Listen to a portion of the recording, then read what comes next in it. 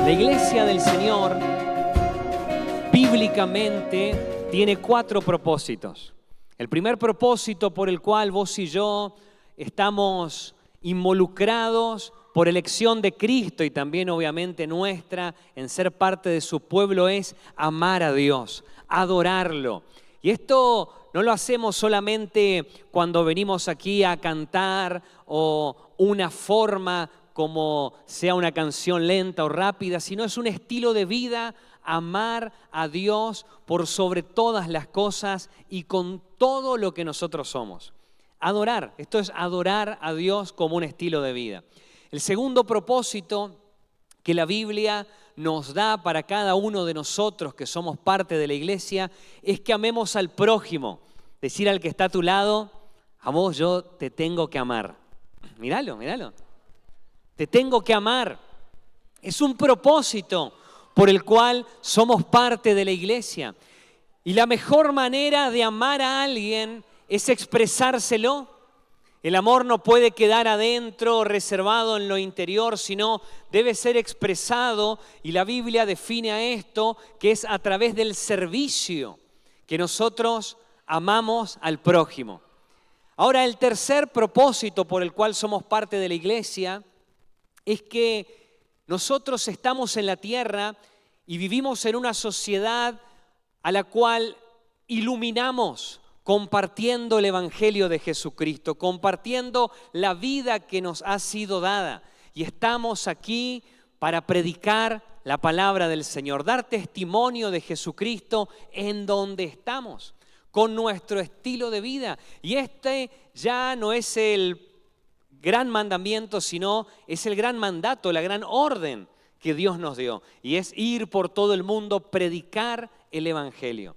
Y el cuarto propósito tiene que ver con hacer discípulos, con acompañar a otros en su caminar con Jesús, como nos han acompañado a nosotros cuando nos hemos introducido en la iglesia. Alguien te ayudó, alguien te enseñó la Biblia.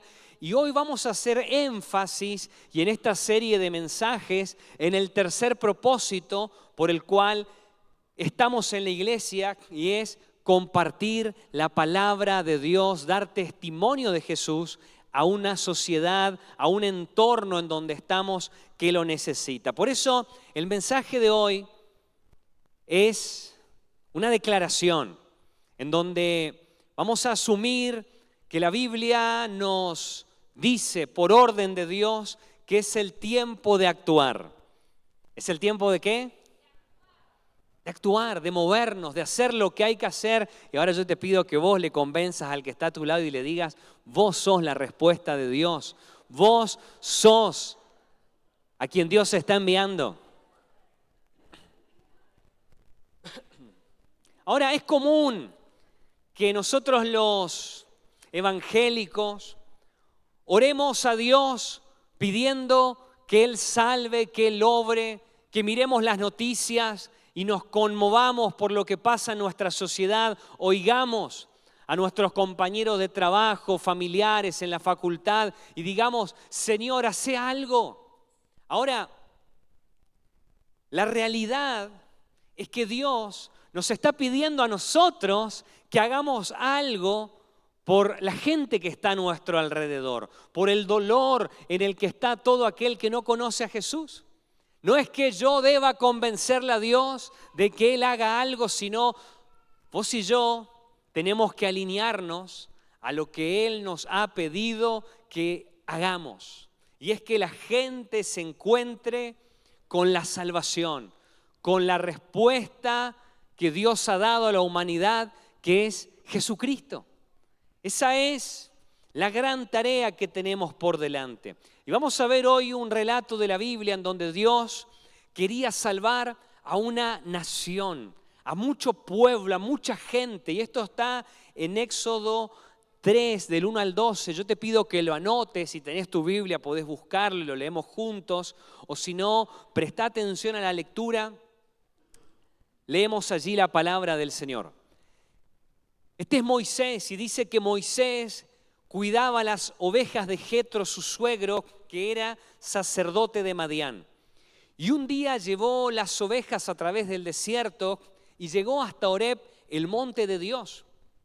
Allí el ángel del Señor se le apareció en medio de la zarza envuelta en fuego. Moisés miró y vio que la zarza ardía en fuego, pero no se consumía. Entonces dijo: voy a ir y ver esta grande visión. ¿Por qué es que la zarza no se quema? El Señor vio que Moisés iba a ver la zarza, así que desde la zarza lo llamó y le dijo: Moisés, Moisés. Y él respondió: aquí estoy. El Señor le dijo: no te acerques, quítate el calzado de tus pies, porque el lugar donde ahora estás es tierra santa. Y también dijo: yo soy el Dios de tu padre, soy el Dios de Abraham, el Dios de Isaac y el Dios de Jacob. Entonces Moisés cubrió su rostro porque tuvo miedo de mirar a Dios. Luego el Señor dijo: he visto muy bien la aflicción de mi pueblo que está en Egipto. He oído su clamor por causa de sus explotadores. He sabido de sus angustias y he descendido para librarlos de mano de los egipcios y sacarlos de esa tierra hacia una tierra buena y amplia, una tierra que fluye leche y miel, donde habitan los cananeos, los hititas, los amorreos, los fereceos, los givitas y los jebuseos. El clamor de los hijos de Israel ha llegado a mi presencia y he visto además la opresión con que los egipcios los oprimen. Por lo tanto, ven ahora que voy a enviarte, insisto, que voy a enviarte al faraón para que saques de Egipto a mi pueblo, a los hijos de Israel. Pero Moisés le respondió a Dios: ¿y quién soy yo para ir ante faraón y sacar de Egipto a los hijos de Israel? Y Dios le respondió: ve, porque yo estaré contigo y esto te servirá de señal de que yo te he enviado. Cuando tú hayas sacado de Egipto al pueblo, ustedes servirán a Dios sobre este monte. Hasta allí leemos este relato de la palabra de Dios. Sin que vos y yo lo pidamos, sin que vos y yo lo sepamos, lo esperemos, Dios está trabajando con aquellos que no lo conocen. Dios está acercándose, revelándose, buscando, poniéndose en contacto con un pueblo que está oprimido. En este caso era Faraón, era Egipto, en donde toda una nación, el pueblo de Israel, ellos habían entrado, una pequeña familia con sus hijos, nietos, allí Jacob de por medio, a Egipto. Pero ahora eran una gran nación, mucho pueblo. Y resulta que Faraón empieza a oprimirlos, a esclavizarlos, a reducirlos a la servidumbre, a un trabajo pesado, angustiante. Y de alguna manera Dios es el que primero empieza a trabajar. Dice que Él se acerca, Él habla con Moisés y le cuenta: Moisés, yo he oído lo que está pasando con mi pueblo, yo he oído lo que está pasando con la familia, los niños, con el clamor de esta gente, y me he acercado y estoy tramando un plan. Moisés a esto no lo pidió, él no oró por esto, no fue que él clamó, sino es Dios el interesado en hacer algo por un mundo que se pierde. Y ese Dios es el que está buscando hoy también a unas posadas, a una Argentina, a familias, a personas, a hombres, mujeres, niños que están oprimidos no por un faraón de carne y hueso, sino por el faraón de este mundo, Satanás, un sistema de opresión que es la sociedad que vive sin los valores del reino, vive en la oscuridad, en las tinieblas. Las adicciones, la depresión, el dolor, familias quebradas, oprimen día a día, reducen a la servidumbre a cada persona que vive sin Jesucristo. Y vos y yo tenemos que comprender de que Dios también ha oído, Dios se ha acercado, Dios está cercano a esas familias que viven el día a día en el materialismo, sin un propósito eterno, trascendente. Viven en la angustia de no saber, en medio de una enfermedad, cómo se darán las cosas mañana, cómo saldremos de esta deuda. Y allí están, oprimidas por el faraón de este siglo. Y frente a esta verdad, vos y yo tenemos que comprender lo que dice Dios. Él dice, yo amo a los que me aman y dejo que me hallen los que en verdad me buscan. Lo repito, yo amo a los que me aman y dejo que me hallen los que en verdad me buscan. Hay gente que vos la mirás en tu trabajo, la mirás tal vez en el barrio y está intentando acercarse a Dios. Está clamando, está levantando un clamor de aflicción, una oración con lo que sabe, con lo que puede, como le sale. Y es Dios el que oye a esa madre angustiada, a ese padre agobiado, a ese joven aprisionado por las adicciones, el consumo. Y es Dios el que dice a esos que me están llamando, que me están pidiendo, ¿dónde estás? ¿Por qué no haces algo? Dice que es Dios el que se revela. Y Él escucha y sale al encuentro de esas personas a través, ya no hoy de Moisés, sino de tu vida y la mía, de la iglesia. ¿Cuántos damos gloria a Dios por esto? ¿No? Él sale al encuentro, Él se acerca a esas personas a través de cada miembro de la iglesia, de tu vida y de la mía. Y para que nosotros vivamos esta vida en donde ser parte de la iglesia tiene un propósito, tiene una intencionalidad, tiene una razón de ser, por qué estamos aquí, tenemos que abrazar 3 verdades, considerarlas, conocerlas, que se vuelvan convicción en nuestra vida para que puedan brotar en acciones, en un estilo de vida. Por eso la primera verdad que debemos abrazar es que la fe que tenemos se debe manifestar en una acción. La fe que tenemos, si yo te pregunto, ¿sos un hombre o una mujer de fe? Ahí. ¿Sos alguien de fe? Amén, yo creo. Ahora, esa fe sin obra, sin acción, va a decir Santiago, está muerta. Es una fe que está muerta. Lo que necesito es una fe sencilla.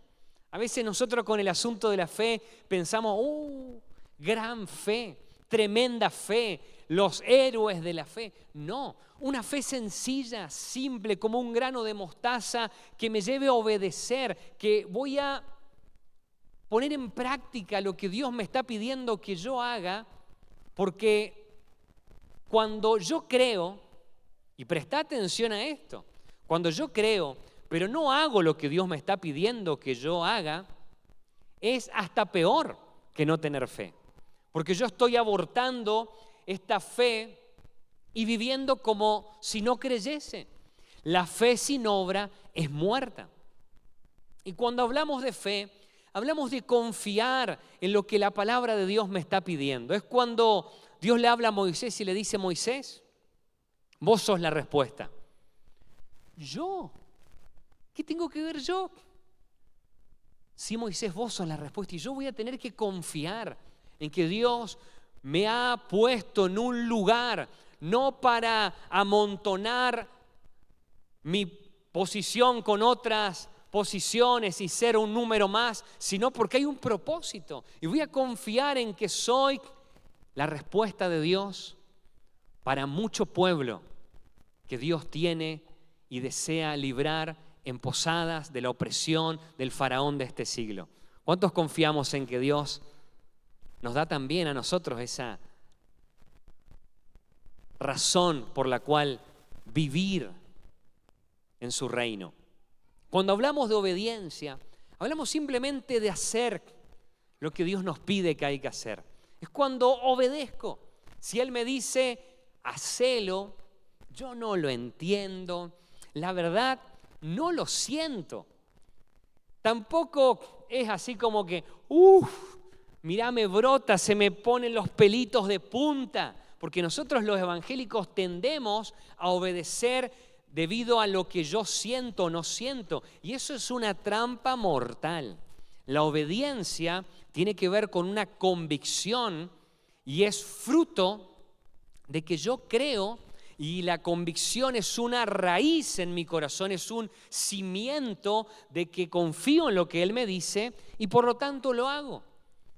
Y en la medida que yo lo hago, por obediencia, empiezo a ver la obra de Dios, la gloria de Dios, el poder de Dios obrando en mi vida y a través de mi vida.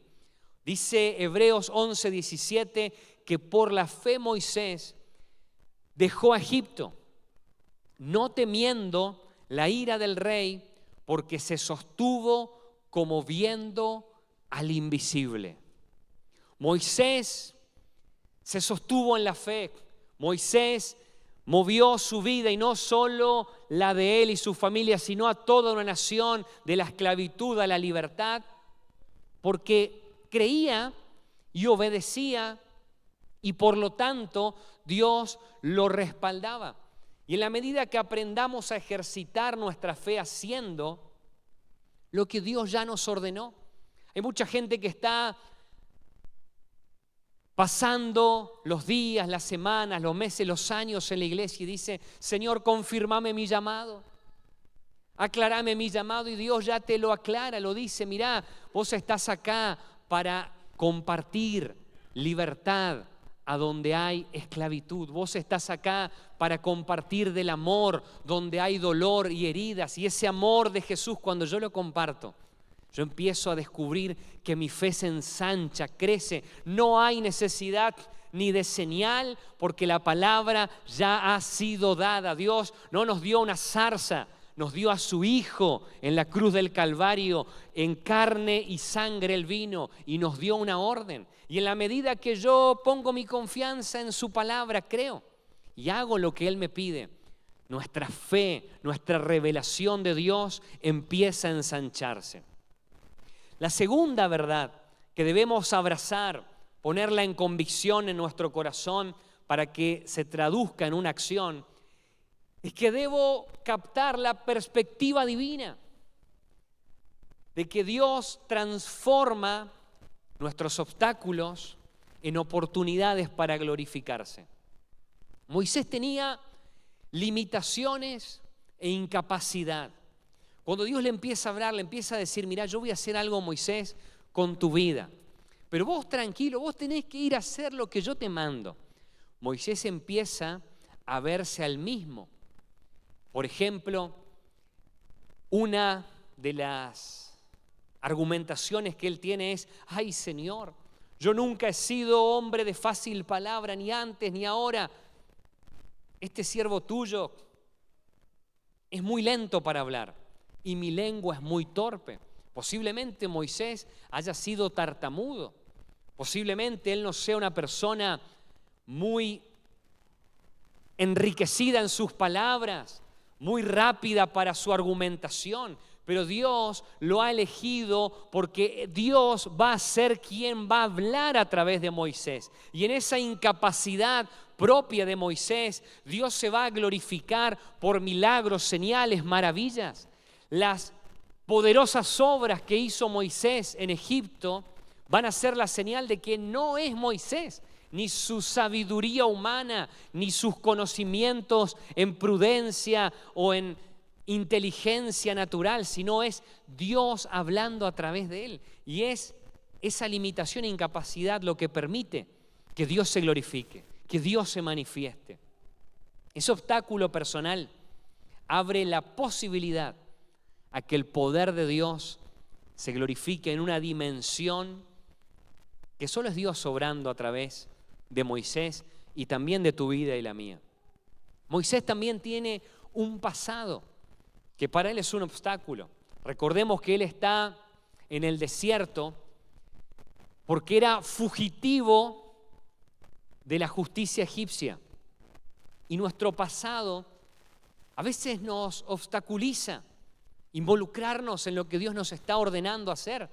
Porque decimos, y yo con mi historia, y yo con lo que viví, y yo con lo que pasé. Mirá, tu pasado ha sido redimido por la obra de Cristo en la cruz del Calvario. Y ahora ese pasado será un testimonio de que Dios es un Dios que hace de la nada, de donde venimos, todo nuevo. De que Dios es un Dios de misericordia y de nuevas oportunidades. ¿Cuántos podemos decir amén? Con nuestro pasado Dios se puede glorificar a lo grande. A veces tenemos también el obstáculo, como Moisés, de no animarnos. Moisés le respondió, pero ¿quién soy yo para ir ante Faraón y sacar de Egipto a los hijos de Israel? No voy a poder lograrlo, no me van a creer. Y Dios le está diciendo a Moisés, vos hacés lo que yo te pido y yo voy a poner palabra en tu boca. Yo voy a glorificarme en tu limitación. A veces tenemos el obstáculo de tener temores. Moisés le habla a Dios y le dice, mirá Dios, y si no me creen, ¿qué pasa? Y si me dicen, el Señor no se te apareció. Y Dios le habla, le dice, mirá, ¿qué tenés en tu mano? Y él tiene una vara. Tirala en el piso. Moisés la tira, se transforma en una culebra que empieza a moverse, allí una serpiente. Ahora Dios le dice, agarrala de la cola, la agarra, se vuelve a convertir en vara. Y mira, esto es una maravilla, el descubrir que yo no necesito nada de lo que no tenga en mis manos para hacer la obra de Dios. A veces pensamos y decimos, y bueno, ¿pero qué necesito? Y miramos a otro y decimos que vaya Él. Él tiene capacitación, Él ha hecho este o aquel, no sé, entrenamiento, tiene aquel o cual recurso. Mirá la gracia, el carisma, mirá la facha que tiene aquel, ¿no? Y vos decís, no, yo no tengo nada de eso en mis manos, pero el Señor va a usar lo que vos tenés como sos. Y en las manos de Dios lo que vos tenés se va a convertir en un instrumento para que Dios se glorifique de manera sobrenatural, para bendecir y alcanzar a otras personas. Hay milagros. Yo te pido que vos levantes tus manos conmigo así, ¿no? Levantalas por fe. En tus manos y en mis manos Dios ha depositado, tenela en alto, autoridad para orar por enfermos y que en el nombre de Jesús sean sanos. En nuestras manos Dios nos ha dado autoridad para que nos acerquemos a orar y en donde hay desesperanza, depresión, angustia, el poder de Dios se manifieste de manera sobrenatural y traiga paz y libertad. Dale un aplauso a Jesús si vos lo crees. Hay autoridad. No pienses, ¿y cómo se va a hacer? Mirá, con lo que tenés en tus manos, hay palabra de Dios, hay orden de Dios, que cuando yo lo pongo en práctica, Moisés con esa vara la levantó y el mar rojo se abrió. Hay autoridad en lo que está en tus manos para empezar a hacer la obra de Dios, porque es orden de Dios y todo obstáculo se transforma en la posibilidad de que Dios se manifieste con poder.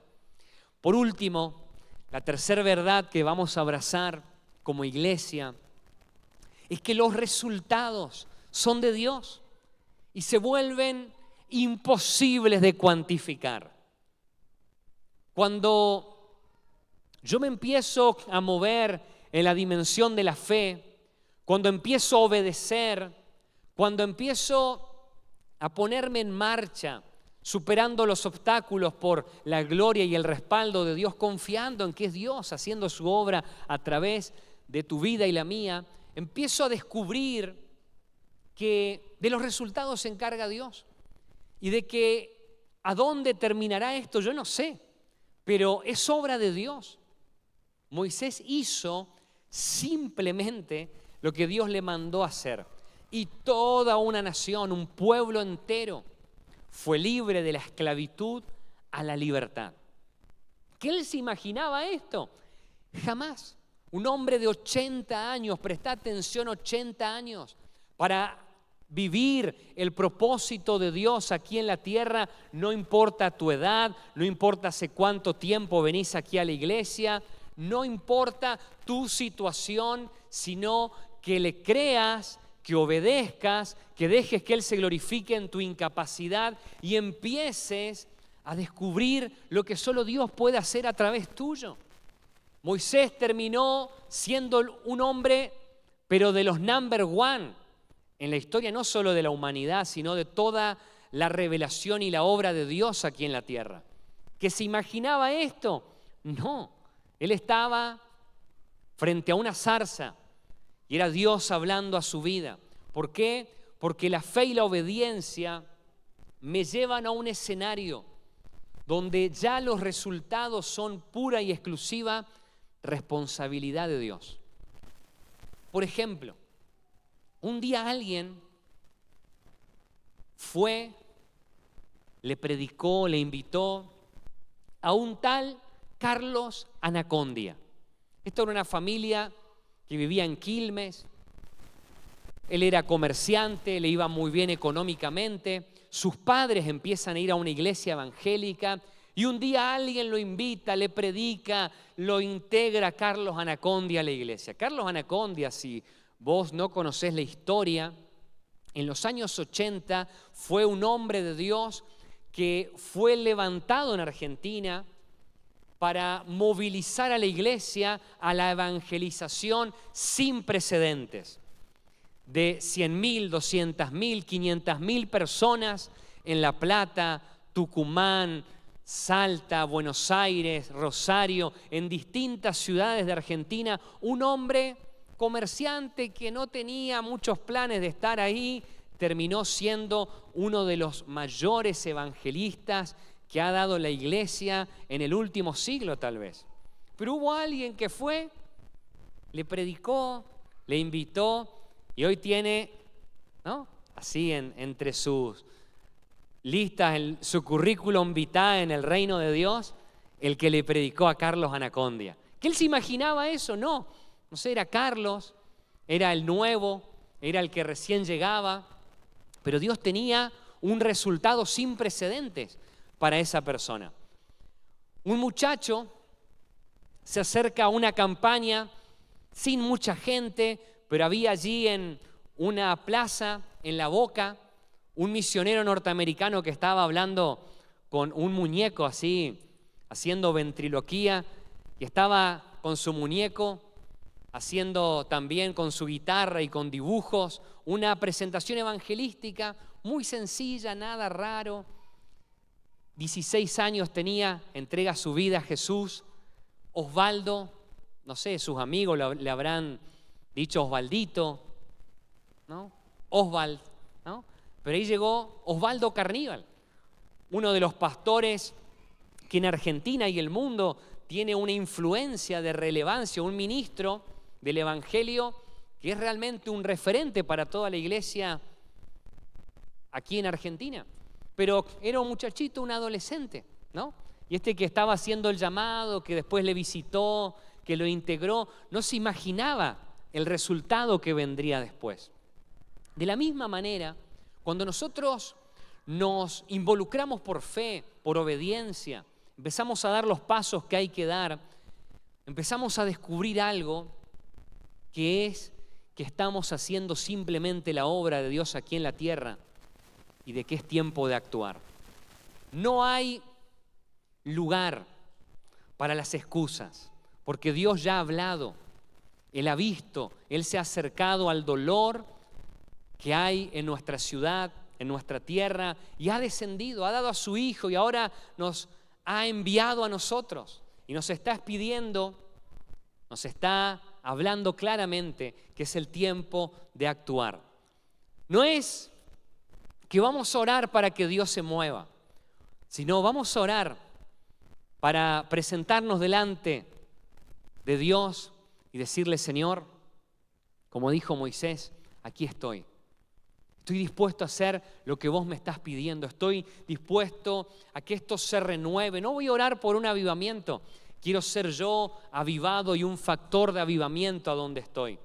Si Moisés, con todas sus limitaciones, fue un instrumento en las manos de Dios, vos y yo también hoy podemos levantarnos y empezar a hacer lo que Dios nos ha ordenado.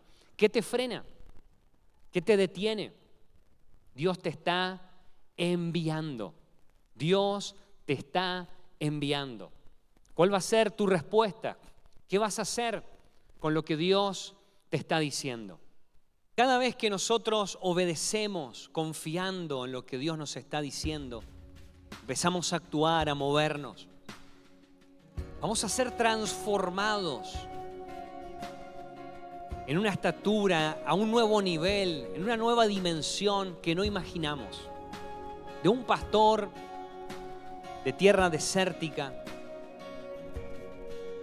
ya con sentimientos de fracaso, frustración, hay un líder nacional, un líder espiritual, un hombre nuevo, porque decidió moverse en fe, porque decidió empezar a actuar superando todo obstáculo, permitiendo que Dios se glorifique, porque Dios a los que llama no son a personas perfectas, sino Dios llama y empieza a perfeccionar a cada hombre y mujer que Él elige para ser enviado.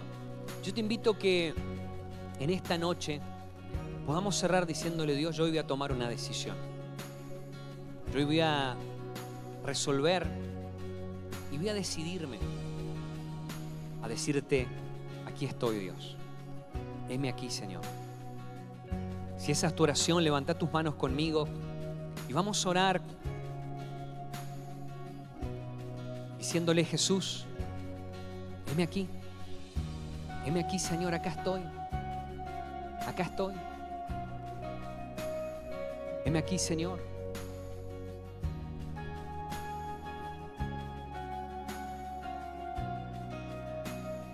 Acá estamos, Dios, para poner en práctica una fe sencilla,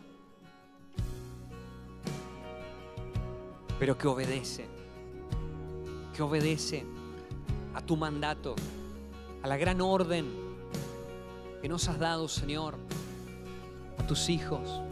Levanta tus manos y decirle: Señor, heme aquí, envíame a mí. Acá estoy, Señor, contás conmigo. Voy a dejar de poner excusas. Tal vez tenés excusas que yo no cité ni nombré, pero vos sabés muy bien las excusas que le has puesto a Dios. Es necesario que las desactives, porque este es asunto eterno, asunto trascendente. Espíritu de Dios, ven, ven, ven. Ven a renovar la visión, ven a renovar el corazón de tus hijos, de tu pueblo. Ven, Espíritu de Dios, ven, Espíritu de Dios.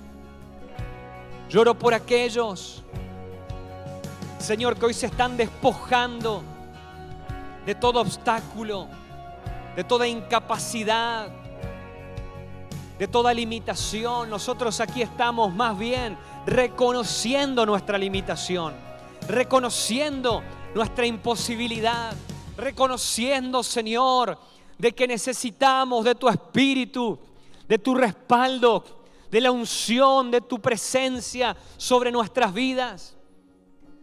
Decirle: Señor, acá estoy, Señor. Renueva mi vida, renueva mi corazón. Acá estoy para involucrarme. Hoy te hemos hablado de 3 posibilidades para hacer hasta lo último de mi tierra. Elegí una, pero elegí una y hacela, porque es obra de Dios en la que estamos. Espíritu Santo, ven. Espíritu Santo, ven. Ven a renovarnos, ven a renovarnos.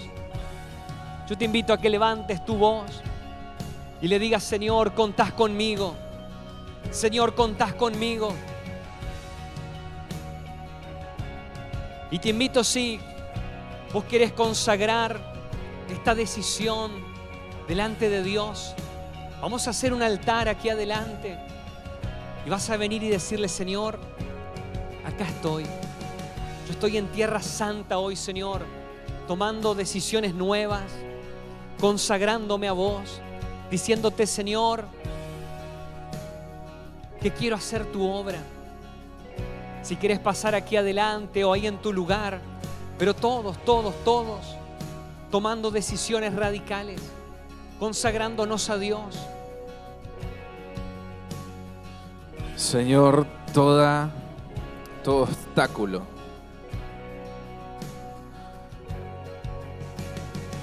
toda excusa, Dios,